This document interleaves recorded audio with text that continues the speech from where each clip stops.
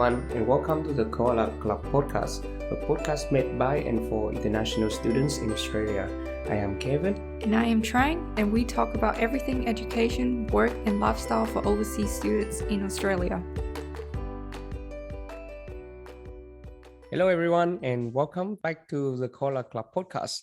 Now, this one is quite a very special episode because this one is our 10th episode from the beginning, if I'm not mistaken. Yes, it is. Yeah. How you going, Trang? I'm going very good, thank you. Very excited that it's our 10th episode. I think it's definitely gone very fast. I know, right? Like, I feel like just yesterday we struggled on how to, record our first episode, and now we're on the 10th one. And you know what? Like most of 10 episodes we have recorded during COVID lockdown. So, we have done all that, despite all the lockdowns, all the social distancing, and, it's quite hard. So I think we got to feel quite proud of ourselves. Yeah, for sure. I think we only recorded in person. I think our first 2 episodes were in person and then the rest were through Zoom. But at least they turned out all right. So we know Zoom works. Yeah, I know, right? Zoom works. So what are we talking about today, Chan? So today we are talking about the whole process from applying to universities in Australia to arriving in Australia. So it's the whole start to finish process.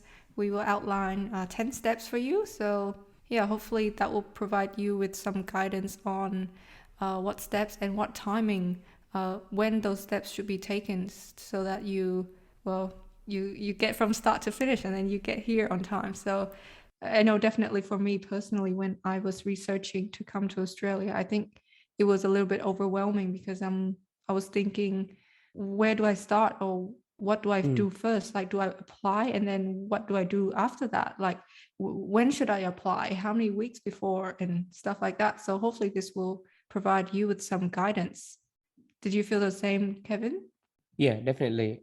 I feel like it's quite a good coincidence that, in our 10th episode, which we're very excited about, we're talking about a topic which I believe is, really exciting for most of us international students, including ourselves before, because, that feeling when you got the, say, offer acceptance, or when you start applying and then through to when you're actually booking your first flight ticket to Australia, it's quite exciting process, isn't it?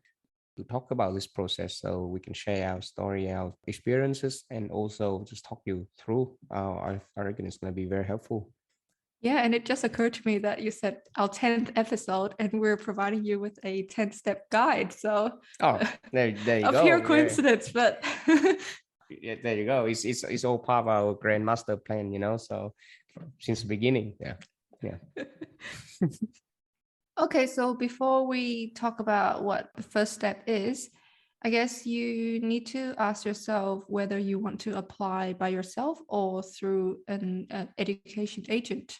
So if you apply through yourself, then like by yourself, I mean, then you need to handle all the paperwork, all the forms, and all the visa application yourself. So do all the research and then take everything as at your own pace with no one to, I guess, probe you or support you in the professional sense, I guess.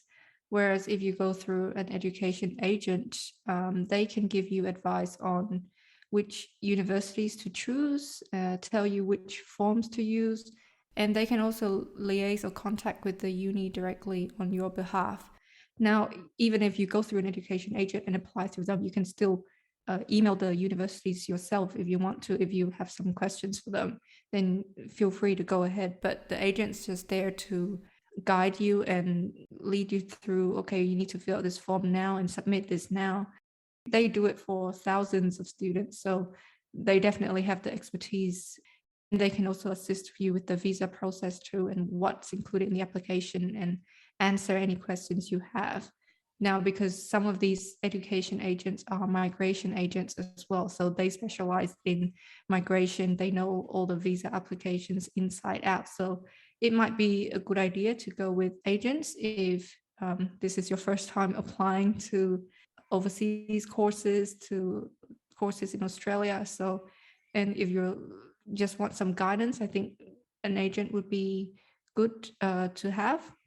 However, just be aware that the agents are getting paid commissions by the unis. So they would have some sort of bias because they would say have a list of 10 universities in Australia that they have a close relationship with, they get high commissions from. Surely they would recommend those universities to you, right? So take their advice, listen to what they have to say, but obviously do your own research and stand your ground. Like, say, if you say, I definitely want to apply to this uni, and they recommend you otherwise, then maybe you need to be firm about that. I don't think you have to pay any fees to go through an agent, but there may be some extra charges, so be careful. Yeah, I believe you don't have to pay a fee to the agent. I believe most agents, I think should be all agents. They get commissions from the institutions, the universities that you got your offer accepted. And when you go there to study, then the universities pay the agent like a commission fee. And that's how they make their profit. Like you said, the students will have to be quite careful on if the agent's opinion is biased or not, because they may got paid really well commissions from a particular university, and some agent may push that university choice to you as your choice of university, but sometimes you don't really like that university, or if you feel like your goal or your target not suited with that university way of teaching or reputations, then yeah, you have to be careful about that. Also, if you apply with an agent initially, and say if you want to change to another agent, or if you want to change to represent yourself to the university, then you need to submit a change of agent form request to the university, so they will have all your documents and communications sent to the new agent or to yourself if you are doing the application yourself. For me, I believe that most students should still go through agents because they are professional in this field, and they will take care of your application really careful, and they will tell you what documents to prepare. And in some situations as well, they will give you advice so that your application is easier to be accepted, if that makes sense. So if you don't really know, say, how to write a personal statement, a statement of purpose, or if you don't really know to prepare enough documents, your application may be delayed or in some case rejected. So I believe the agents provide a lot of value to the students. Just when you choose your agent, you need to do a bit of research on who's a good one, and who will, give you an objective service without being biased. Yeah, definitely agree. I definitely had good experience going through an education agent when I was applying to come to Australia. So would definitely recommend that. And also they provide like a source of information for you as well.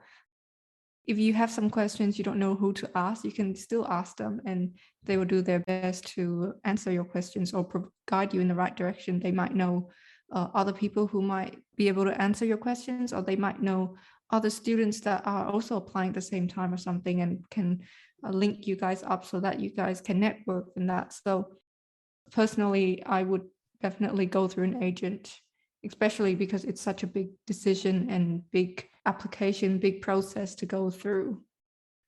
Okay, so now let's move on to the 10-step process. So step 1 is to get all your required documents together, and they have to be translated and certified, I believe. So they need to be certified by like an authority that Australia or the universities accept.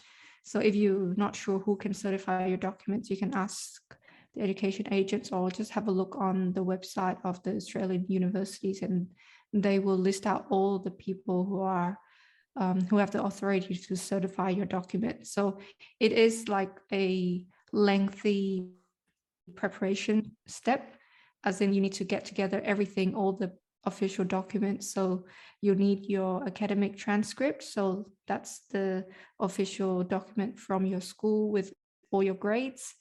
You'll need your English test certificate. So this is like your IELTS or TOEFL test.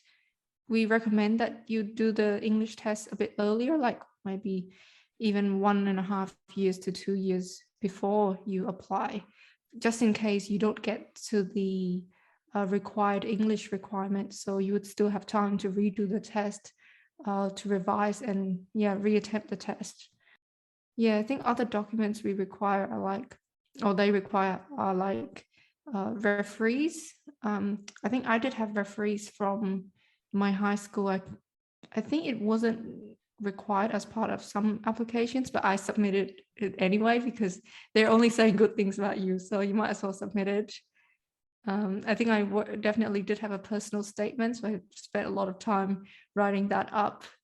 And of course, your identity document. So all this is like all the standard required documents. I'm sure some universities would require other documents, but definitely check it all beforehand. Make sure you have everything all in one go so that you can submit everything in one go. Yeah, absolutely. Like Chan said, prepare early. And for I just got a couple of notes. So for the English test certificate, most of the time it's IELTS, right? So for IELTS, you have that window period of 2 years from the day when you get your English test IELTS test result. So you got 2 years to use that test result for academic purposes, which is used for applying into a uni course, for example. And you have more time to prepare, and say if you don't pass it the first time, you still have time to retake the test. And also the next one I say is a personal statement, a statement of purpose. Now this one is sometimes quite straightforward, but if you come from certain countries, this is speaking from experience when I was working inside international recruitment as my part-time job.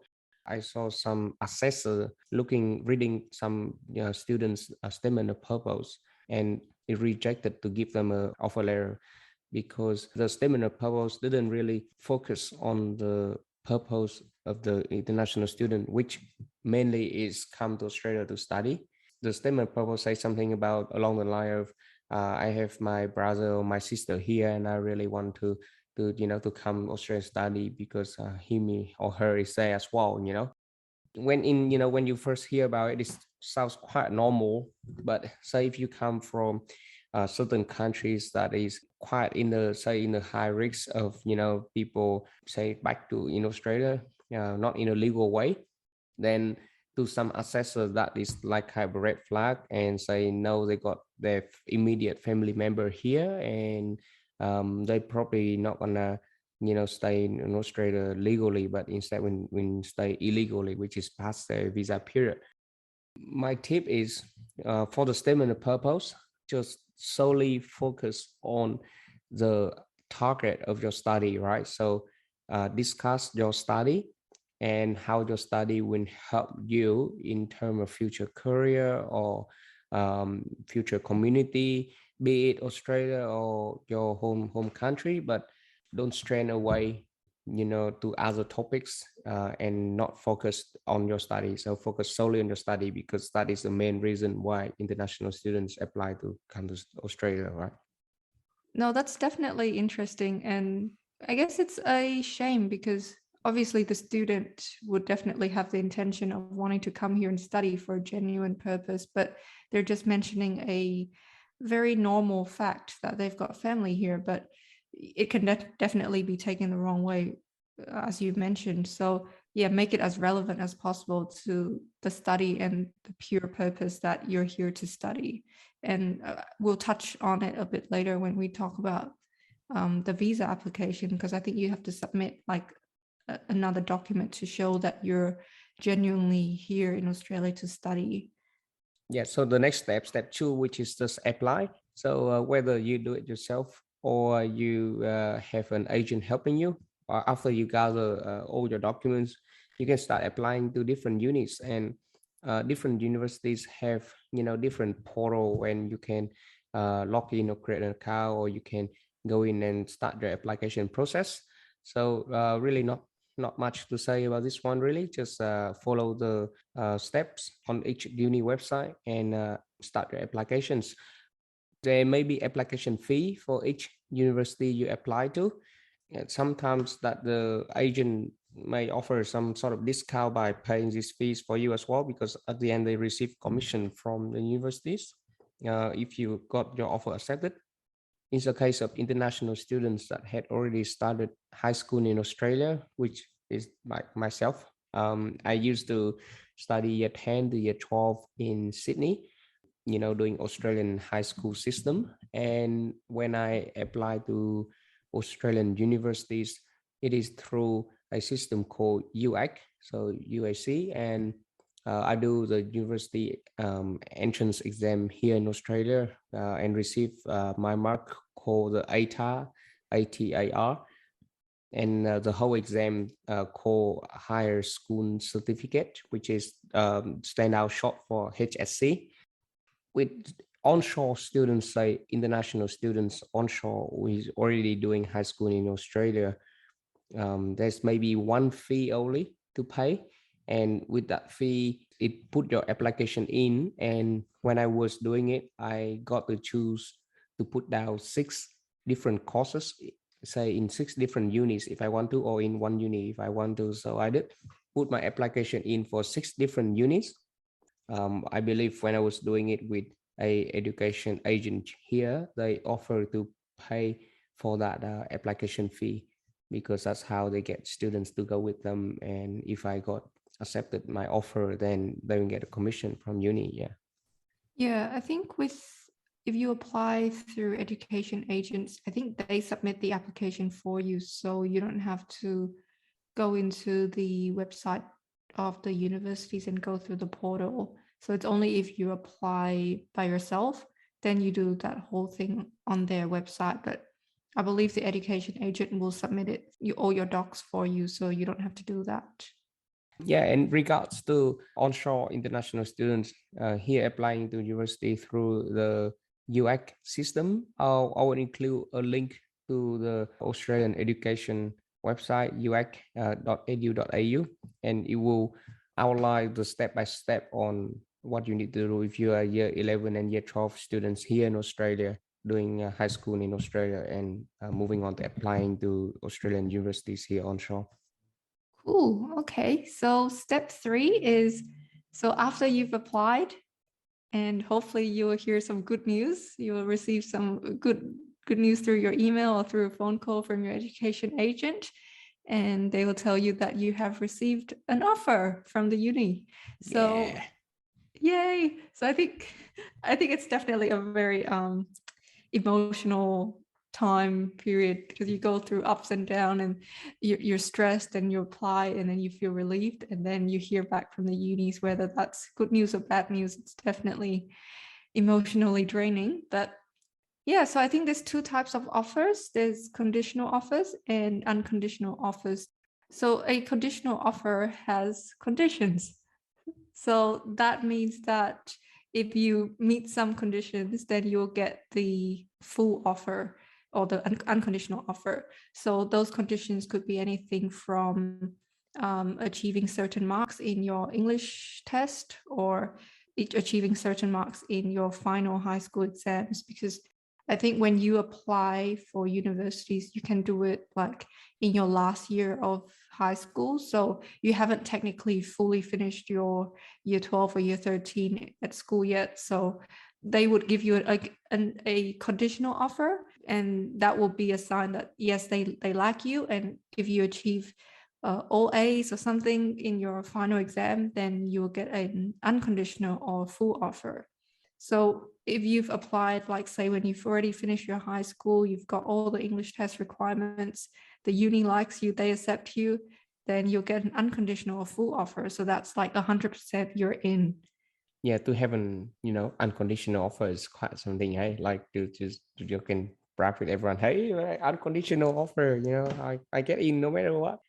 You do that, you have to get, all the marks, all the IELTS. So that's another thing to stress how important it is to start your English test journey quite early on, so you don't have to chase up on it and may miss out on the offer because you didn't meet the condition, right? Okay, so the next step after you receive, say, your offer is to pay the deposit or the first semester tuition fee in most cases. So it is one of the conditions to pay the fees, and also to make sure that you have your overseas student health cover purchased as well. In a lot of the cases, the agent who apply for you will also purchase the OSSC cover on your behalf. But in some cases, say if you know some organization that sell this OSSC cover directly, and so if you can get a better deal or a little bit of the discount and save some money, so you can go directly with them as well instead of going through the agent. For more information on the overseas student health cover, we put a link to the health cover website from the government, from Australian government, in privatehealth.gov.au, and its restriction will talk more details about overseas student health cover for you.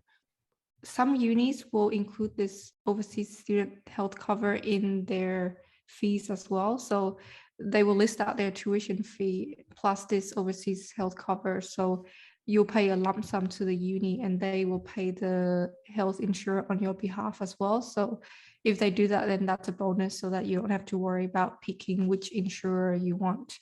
And this is actually compulsory to pay for. So it's a condition of your visa that you have this private health insurance cover for international students, so that in the unfortunate event that you get sick or you need to go to hospital here in Australia, healthcare here is not cheap for non-citizens or non-permanent residents. So you definitely need that insurance just to help with some of the costs if you do need to go to hospital here. It's the must, really, right? Mm. It costs money quite a lot as well, but it will bring you a peace of mind. And especially when you're in a foreign country with mostly no family members, no relative next to you, if something happened, then you need to have that health cover to assure that you'll be taken care of in the health system. So step 5 is you've already paid your tuition fee, the uni has received the money, then they will provide you with the COE, or the confirmation of enrollment. So it's basically a statement that confirms that you have been enrolled in the uni and it's all official now. So you'll need that document to apply for your visa. In terms of timing for steps 1 to 5, when do you think, I know we covered briefly on the IELTS and English test, but when do you think we should, I guess, start from step 1, do you think? For me, to step 1 to 5 should be aimed to be completed way ahead of step 6, which we'll talk about next.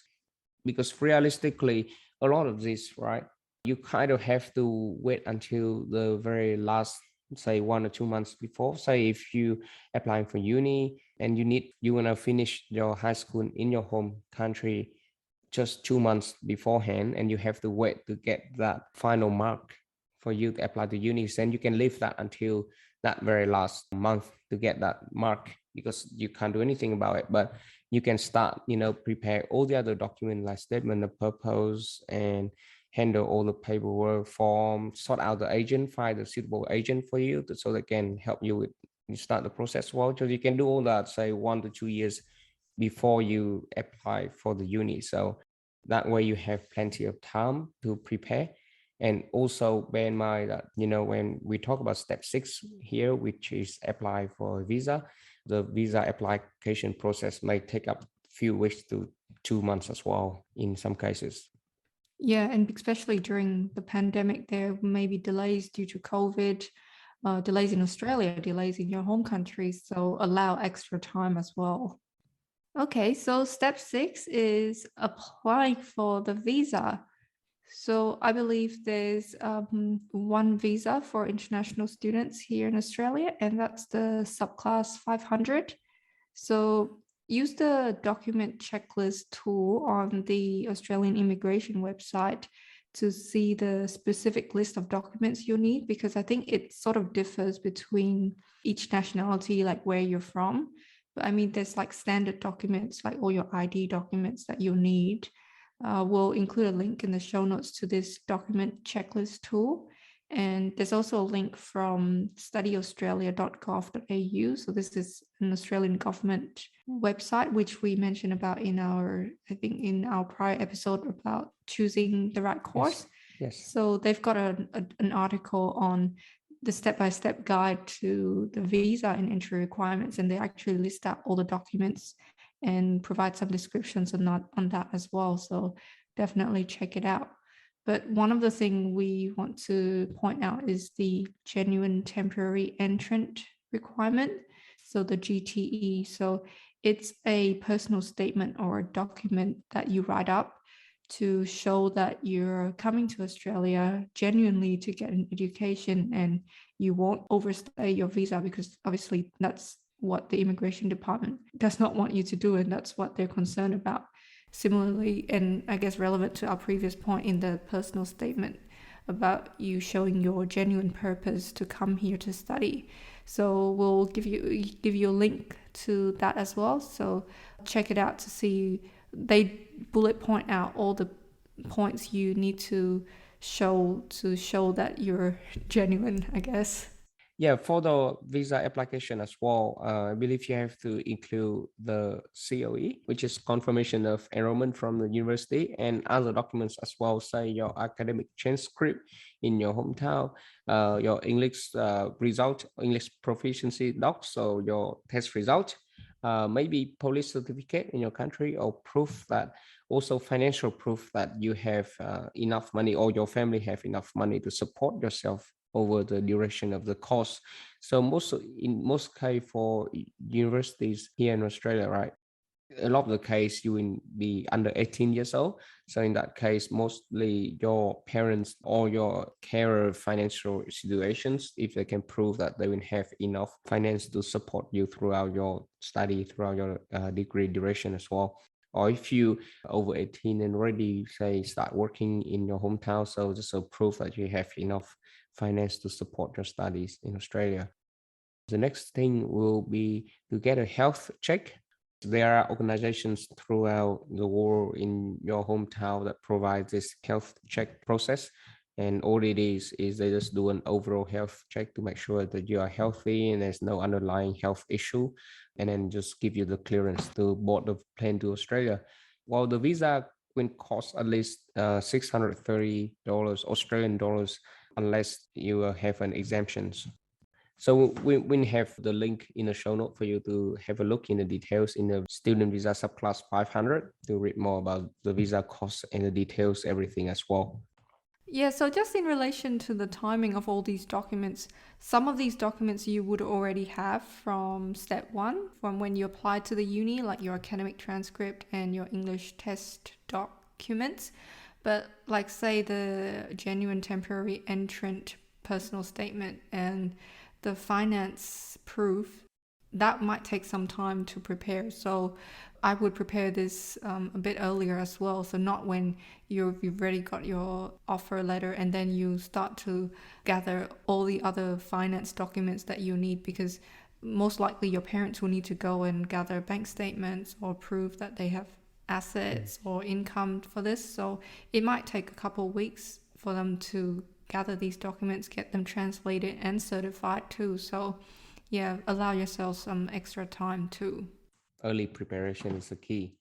For the visa application as well, for Australia, you can apply through the immigration website. So we put that link in the show note so you can follow and have a look. A lot of the case, if you apply through your education agent in your hometown or in Australia, they may help you with this visa application process as well at a small cost. So they may charge you a small fee and then they will do this for you. So moving on to the next step. The next step is actually the exciting one, which is book your flight ticket. After you finish your visa application process and you have your visa granted, or if you know for sure that you will have your visa granted because there's no reason why not, you can start looking around and fixing in some of the good flight ticket rates. some of the discounted rate, and you can be flexible with your dates. You can get a cheaper ticket, in some dates rather than the other dates. So I know a lot of people, because they are quite sure that their application is strong and there are a really good chance that they will get the visa. They book their flight ticket early. So one, like I mentioned, they can have a better rates, better price, but also two, they would prefer to come to Australia, say, earlier than their commencement date, so that they get to know the country and they get to adapt to the lifestyle before they start their courses as well. If you want to be careful, and you can always wait until your visa is granted before booking a flight ticket, right? In some case, because you have to meet certain condition in your conditional offer, which is you have to wait for your final mark in high school in your hometown, for example, that leave you with really little time to apply and get the confirmation of enrollment from uni. And that leaves you with little time, sometimes 1 or 2 weeks sometimes, to apply for visa. So in some case, I know that people have pre-booked their plane ticket before their visa got granted.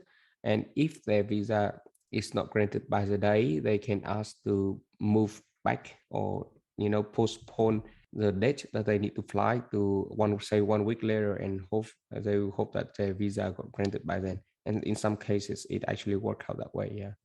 Yeah, I think that's a good point. And I guess you can book refundable flight tickets or flexible flight tickets, so you can change your days, or in an unfortunate event, if your visa doesn't get approved for whatever reason, then you can still get the money refunded.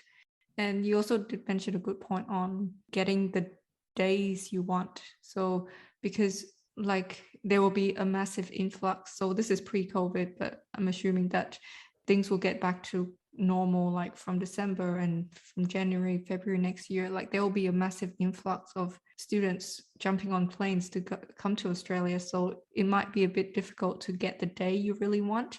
And the last thing you want is to arrive to Australia late. So arrive like 1 or 2 weeks into session. So that's definitely not what you want to end up doing if you can't get the desired date you want.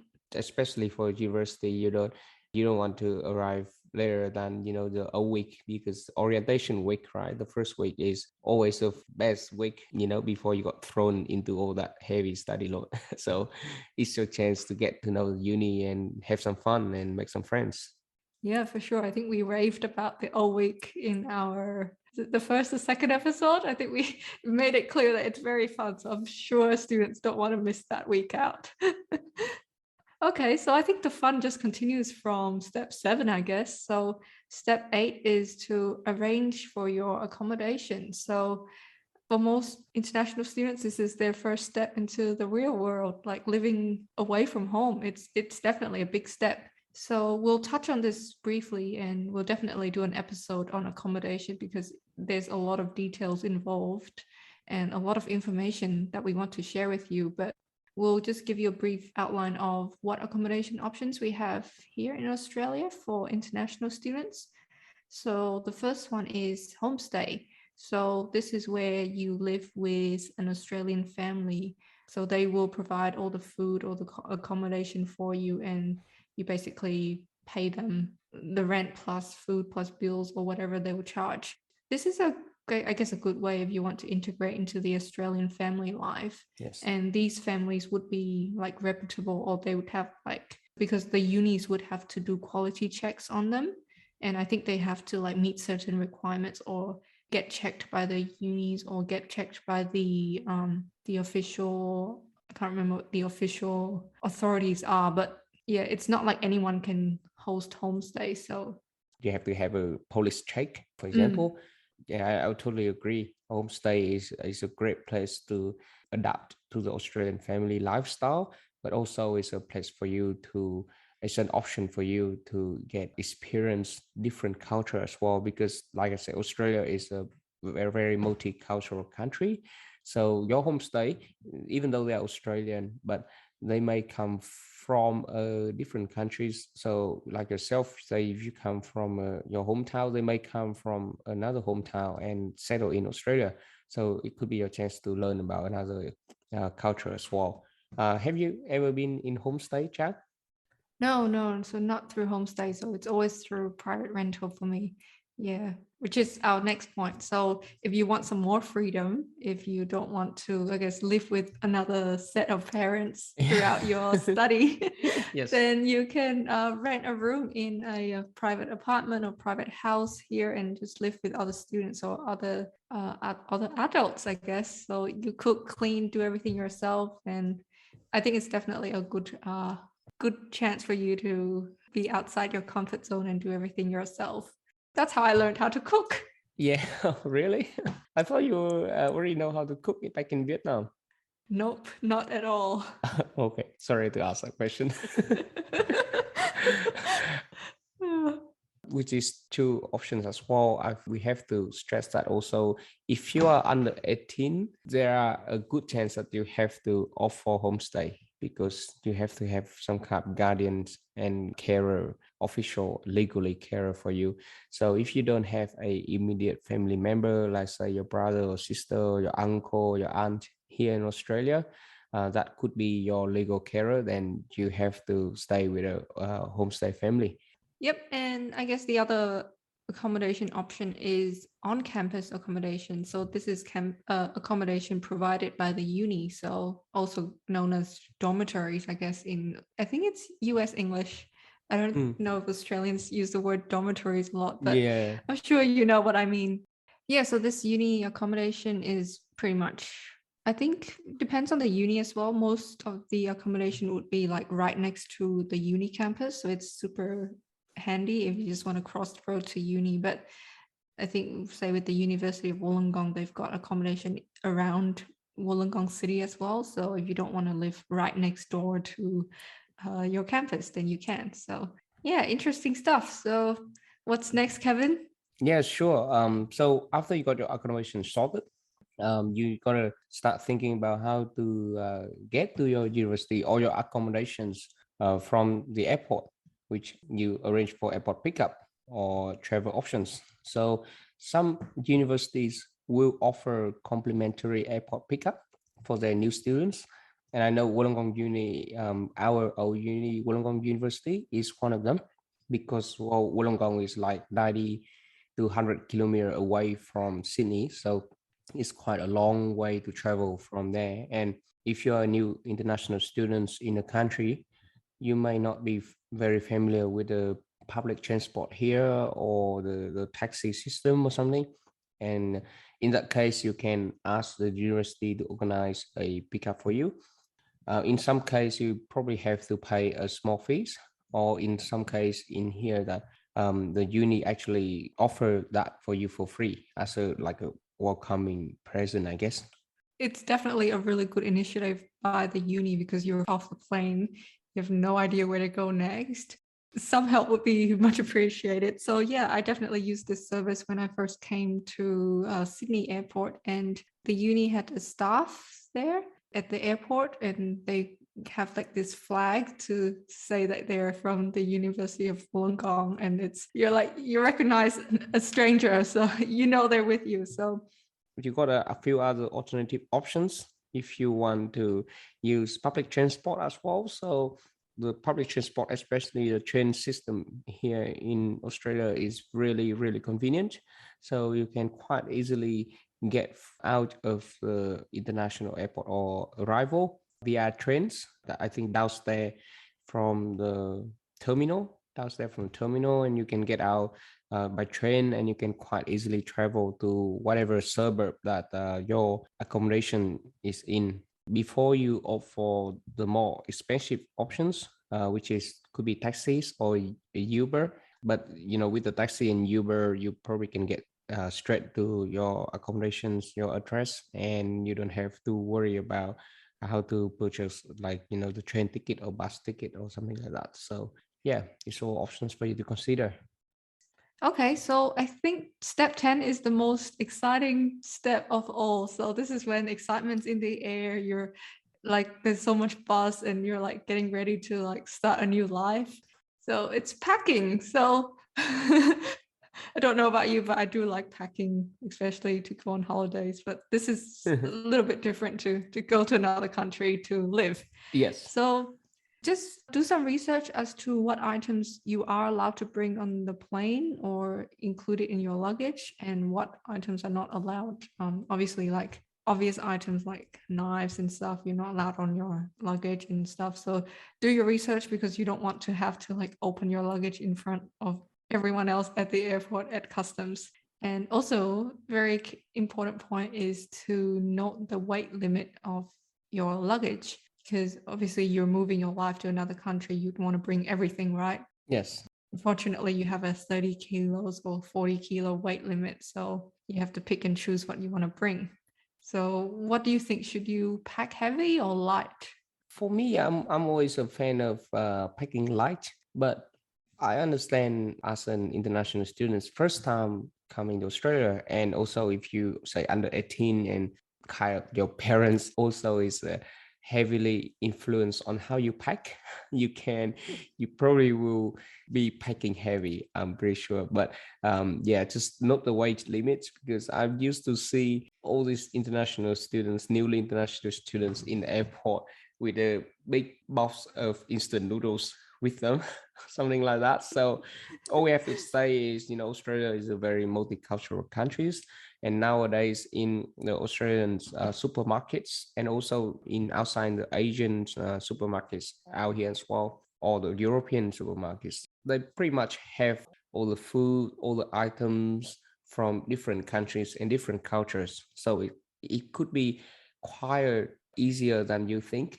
to purchase, say, stuff that is well known to your countries and stuff that you regularly eat in your country or you regularly have in your countries in here in Australia. So you shouldn't be worried about, packing things like instant noodles or your country food in your luggage. So that way you can make it lighter. Also, computer goods or electronics in Australia as well is quite reasonable pricing with a pretty good quality. And also, if you purchase them here, you can have a local warranty for at least 2 years, which is a good thing if anything, broken or damaged. So you probably don't have to drag with you your heavy laptop, for example, and you can just buy it here in Australia.